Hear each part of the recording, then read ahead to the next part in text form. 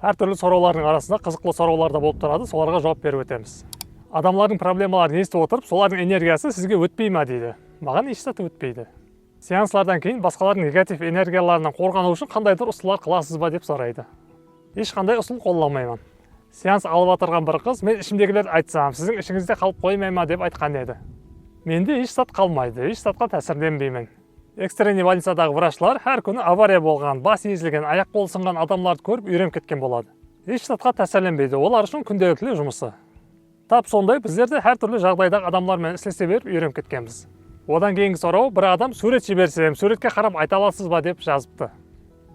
Бұның қандай ниетте жазғанын білмедім. Адамның үстінен күліп пе, яки расымен суретке қарап біраз айта алады деп ойлаймын ма, білмедім. Суретке қарап айта алмаймын, бірақ адамның жазғанына қарап парасаты қандай екенін айтуым мүмкін.